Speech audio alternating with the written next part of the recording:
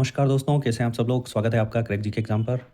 UP police की तैयारी कर रहे हैं तो ये वीडियो आपके लिए बहुत ही महत्वपूर्ण हो सकता है, क्योंकि आज के वीडियो में हम लोग डिस्कस करने वाले हैं 1991-92 से लेकर 2021 तक के उन सभी प्रश्नों को जो पुराने प्रश्न पत्रों में पूछे गए हैं। और भौतिक विज्ञान के हम टॉपिक को आज कवर कर रहे हैं। विज्ञान की सीरीज अब मैं स्टार्ट कर रहा हूँ। भौतिक विज्ञान, रसायन विज्ञान, फिर जीव विज्ञान, धीरे धीरे मैं तीनों टॉपिक्स को पूरा कवर करूंगा। फिर उसके बाद यूपी स्पेशल पे हम लोग आएंगे। तो मैं पूरी की पूरी यूपी पुलिस को टारगेटेड करके वीडियोस बना रहा हूँ। यदि आप तैयारी कर रहे हैं यूपी पुलिस, चाहे आप तैयारी कर रहे हैं एसआई पद की, चाहे आप तैयारी कर रहे हैं कांस्टेबल पद की, ये दोनों ही ऐसे सब्जेक्ट्स, मतलब ये टॉपिक्स हैं, ये जो मैं पढ़ा रहा हूँ वो जो दोनों एग्जाम में पूछे जा सकते हैं। ठीक है, तो इसलिए यदि आप किसी भी टॉप एग्जाम को फोकस करके तैयारी कर रहे हैं, मैक्सिमम वैसे ही कैंडिडेट हैं तो दोनों एग्जाम के लिए अप्लीकेबल हैं। बट इसीलिए मैं थोड़ा सा स्पेसिफिक कर दे रहा हूँ, क्योंकि 2021 वाला पेपर जब मैंने दिया था, जिसमें मेरे 300 प्लस स्कोर थे, तो उसी को टारगेट करके जिस हिसाब से मैंने तैयारी की थी वही मैं आप लोगों के लिए भी कर रहा हूँ, क्योंकि पीवाईक्यूज बहुत ही इंपॉर्टेंट रोल प्ले करता है।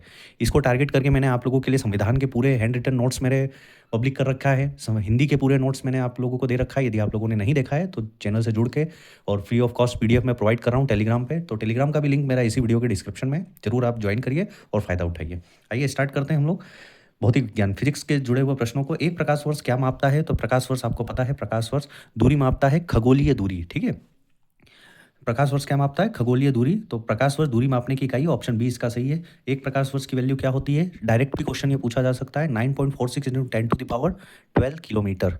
ये थोड़ा सा आप दिमाग में रखिएगा, कहीं आपके नोट्स बन रहे हों तो उसको पेस्ट कर लीजिए लिख के, या उसको चिपका लीजिए। 9.46 इंटू 10⁻12 किलोमीटर। भूकंप की तीव्रता किससे नापी जाती है? तो सिस्मोग्राफ से ये नापी जाती है। वायु दाब को बढ़ाने वाला जो उपकरण है उसको बैरोमीटर कहते हैं। पहाड़ों पर यदि आप चढ़ रहे हैं तो नॉर्मल सी बात है, वायु दबाव क्या होता है? घटता है, इसलिए ऑक्सीजन का लेवल कम होते जाता है। मनुष्य पृथ्वी पर न्यूनतम भार कब डालता है? जब वो चलता है, दौड़ता है, कूदता है, या लेटा होता है। तो वो लेटा होता है, तब वो न्यूनतम भार उसकी बॉडी का पृथ्वी पर रहता है। ठीक है, निम्नलिखित में से आवेग का मात्रक कौन सा है? अब जैसे कोई मेरे भाई दोस्त इसमें इंग्लिश मीडियम के भी होंगे, वो तैयारी कर रहे होंगे, हिंदी मीडियम के भी होंगे, वो तैयारी कर रहे होंगे। तो आवेग का मतलब होता है इम्पल्स। ठीक है, तो इम्पल्स की जो आपका मात्रक पूछा जा रहा है, यूनिट पूछी जा रही है, तो वो होती है न्यूटन सेकेंड। ठीक है, एनएस आप देख सकते हैं, क्योंकि आवेग जो होता है वो बल गुणे समय होता है, फोर्स इंटू टाइम, इसलिए यहाँ पे न्यूटन सेकेंड है। पलायन वेग, पलायन वेग किसे कहते हैं? अब पलायन वेग मतलब एस्केप वेलोसिटी। क्या होता है? Escape velocity. वह वेलोसिटी जिससे आप किसी चीज़ को आसमान में फेंक रहे हैं तो वो एक गुरुत्वीय जो ग्रेविटेशनल एरिया होता है उसको पार कर जाए। जो हमारे सैटेलाइट्स होते हैं वो उसी को तो पार करते हैं, एस्केप वेलोसिटी को पार करके वो जो पृथ्वी की कक्षा है उसमें वो चले जाते हैं। तो ये पलायन वेग, इसका ऑप्शन बी होगा। वह वेग जिससे उपग्रह पृथ्वी की गुरुत्व सीमा से बाहर निकल जाए। ठीक है, तो ये आप इसके बारे में डिस्क्रिप्शन पढ़ सकते हैं। इसको जो डिनोट करते हैं velocity e, escape velocity equal to √2 g r। ठीक है, इससे इसको नॉलेज निकाला भी जा सकता है। तो ये आप ध्यान दीजिए। देखिए, इंग्लिश और हिंदी भाषा कभी बैरियर नहीं हुआ है, बशर्ते आपको समझ में आना चाहिए। लैंग्वेज यदि आप इंग्लिश मीडियम से आपने कर रखा है, ग्रेजुएशन या 12th जो भी है, यदि आपने हिंदी मीडियम से कर रखा है, मगर आप दोनों को यदि लेके चलेंगे तो आपको एग्ज़ाम पेपर में बिल्कुल भी मानसिक तनाव नहीं होगा। एकदम टेंशन से आप फ्री रहेंगे, एग्ज़ाम बहुत अच्छा जाएगा।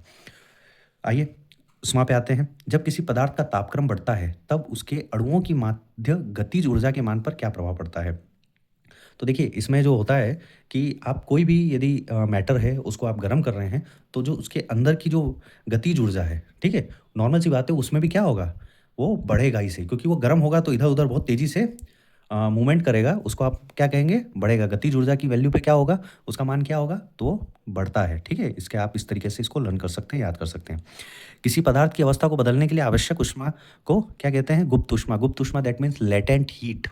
तो लेटेंट हीट, जब आप किसी भी चीज़ को आप गर्म कर रहे हैं, उसकी अवस्था को बदल रहे हैं, जैसे आप लोहे को गर्म करके पीट रहे हैं, सबसे बेस्ट एग्जांपल, तो उसका क्या हो रहा है? आप उसकी अवस्था को बदल रहे हैं ना, तो जो उसको ज़रूरी है वो है लेटेंट हीट, उसको क्या कहेंगे? गुप्त ऊष्मा। तो इस तरीके से देखिए, आपको तैयारी जो करना है ना, तो आप कभी भी एक पर्टिकुलर कोई डिसीजन लेके मत करिए, एकदम आप तैयारी करिए, घुस जाइए। अब प्रेजेंट टाइम में जैसे मैं जब 2021 वाला ये पेपर दिया था, उसके बाद मैं स्विच करके मैं अभी प्रेजेंट टाइम में यूपी में टीचर हूँ। तो आप कभी भी किसी चीज़ के लिए प्रति सिंगल ये भाषा लेके आप मत चलिए, तैयारी दोनों माध्यम में कीजिए। इंग्लिश में कीजिए चाहे हिंदी में करिए, मगर तैयारी आपकी सॉलिड होनी चाहिए, आपका कॉन्सेप्ट क्लियर होना चाहिए। क्योंकि पीवाई क्यूज़ में शुरुआत से जितने भी मैंने वीडियोस बनाए, चाहे संविधान, चाहे हिंदी, चाहे मूल विधि, चाहे कंटिन्यू मैं टॉपिक्स वाइज बनाते जा रहा हूँ यूपी पुलिस को टारगेट करते हैं। आप लोगों ने यदि मेरे वीडियोस देखे होंगे तो मैंने क्लियर कहा है कि पीवाई क्यूज़ में वही क्वेश्चन बार बार घुमा के पूछता है, बस आपका कॉन्सेप्ट, आपके फैक्ट्स एकदम क्लियर होने चाहिए। जिस तापमान पर वायु में जलवाष्प संघनित होना शुरू कर दे उसे क्या कहते हैं? ओशांक। इसको इस तरीके से याद करें, जलवाष्प जो होता है, जल से वाष्प निकल के वो क्या होता है, संघनित करता है, तो उसको हम लोग क्या कहते हैं? ओस कहते हैं। ठीक है, तो वो जो बिंदु जहाँ पे वो संघनित हो रहा है उसे क्या कहेंगे? ओशांक। ठीक है, इस तरीके से आप इसको याद कर सकते हैं। और कुछ कुछ जो मेरे दोस्त हैं वो वीडियो जब देख रहे हैं तो बोल रहे हैं सर वीडियो थोड़ा सा क्लियर नहीं आ रहा है, तो आपसे निवेदन है कि वीडियो की क्वालिटी 1080 पिक्सल में है। ठीक है, बट आपका जो वीडियो है वो 360 पिक्सल पे आप लोग देख रहे हैं, तो आप उसके वीडियो की करंट क्वालिटी को बढ़ा के आप एकदम क्लियर भी ले सकते हैं। मैं तैयारी इससे पहले भी जो वीडियोज़ मैंने भेजे हैं, आप यदि स्क्रीनशॉट लेके पढ़ना चाहें स्क्रीनशॉट ले लीजिए, नहीं तो मैं पीडीएफ तो फ्री ऑफ कॉस्ट आपको अवेलेबल करवा ही रहा हूँ। ठीक है, तो एज़ यू विश, अब जिससे आप तैयारी करना चाहें।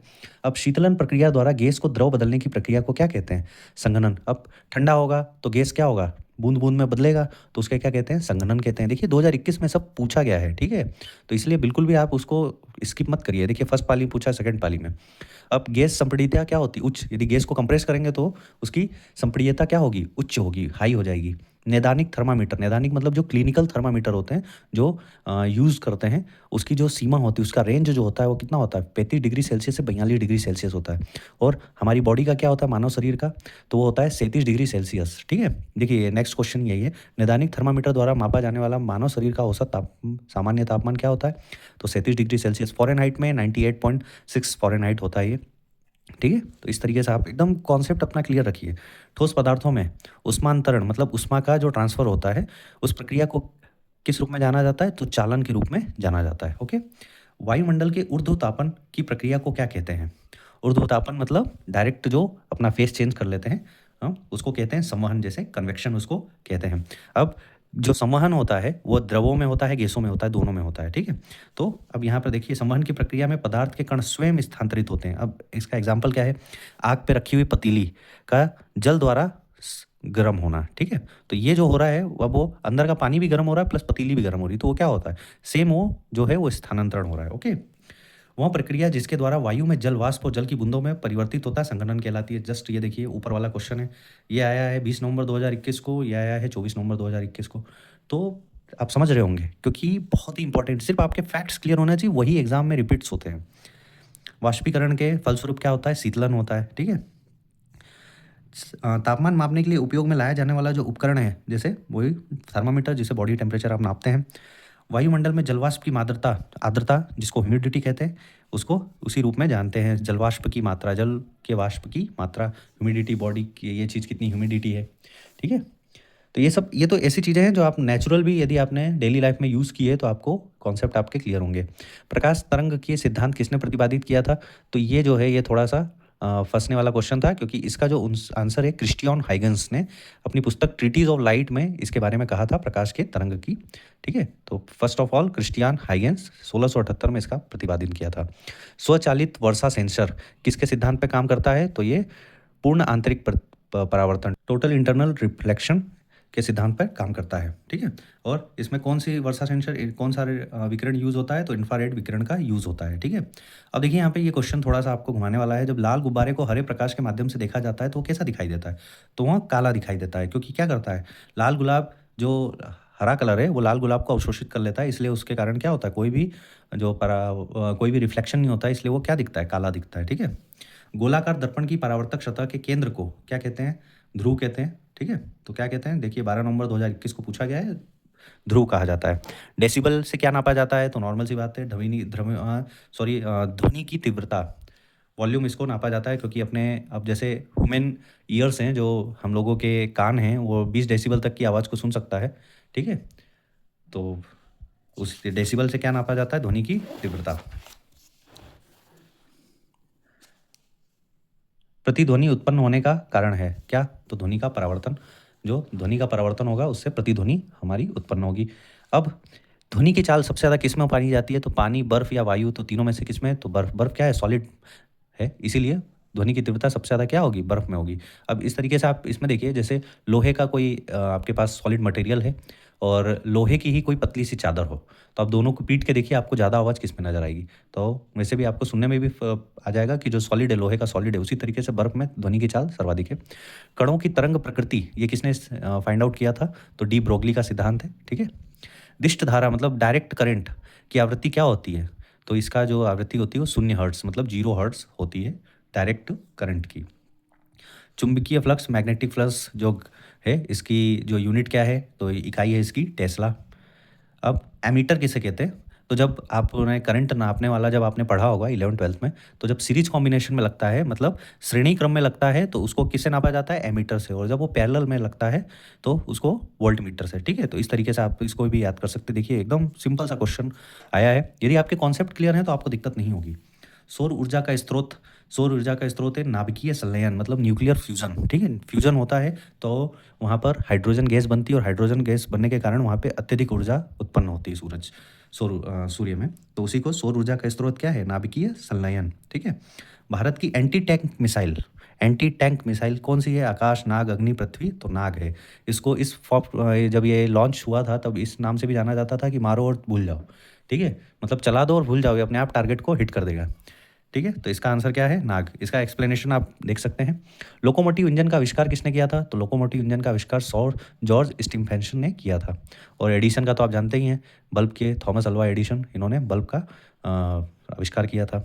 अब ये चीन में बनी विश्व की सबसे बड़ी रेडियो दूरबीन का उपनाम क्या है? तो इसका नाम है तियोन यान। क्या नाम है? तियोन यान। अब इसको बनाया क्यों गया था? तो इसको बनाया गया है कि भई किसी बाहरी उपग्रहों पर कोई एलियन रहता है कि नहीं, तो एलियन के अस्तित्व की खोज के लिए इसका बनाया गया था। और ये अभी तक की सबसे बड़ी जो दूरबीन है, इसको माना जाता है। इसका नाम है तियोन यान और इसका अर्थ क्या है? स्वर्ग की आँख मतलब आई ऑफ द हेवन, मतलब स्वर्ग से भी आप, मतलब यहाँ से स्वर्ग भी आप देख सकते हैं इस तरीके से। भोजन ऊर्जा को मापने की यूनिट का क्या है? तो ये तो नॉर्मली आजकल हर कोई अपने मोबाइल में लेके चलता है, दैट इज़ कैलोरी, कि कितना कैलोरी हम बचाएँ, कितना कैलोरी बर्न करें, कितना कैलोरी बॉडी में होना चाहिए, ठीक है? तो ये क्या होगा? भोजन ऊर्जा को मापने वाला कैलोरी, ठीक है? तो इस तरीके से आप टॉपिक वाइज़ हमारे वीडियोज़ को देख के आप अपनी साइंस के और अदर टॉपिक्स की तैयारी कर सकते हैं। Crack GK exam fully UPSI, UP constable के प्रति एकदम समर्पित है और आज तक के जितने वीडियोज़ हैं, आप लोगों ने यदि फ़ोकस करके पढ़ाई की होगी, तो टॉपिक्स पूरे के पूरे मैं कवर करा रहा हूँ, ठीक है? क्योंकि 2021 वाला जब पेपर मैंने दिया था और बहुत ही कम तैयारी में मैंने उस चीज़ को निकाल लिया, तो मुझे ये लगता है कि आप लोग भी निकाल सकते हैं, ठीक है? तो जुड़े रहिए क्रैक जीके एग्ज़ाम के साथ। तब तक के लिए नमस्कार, जय हिंद।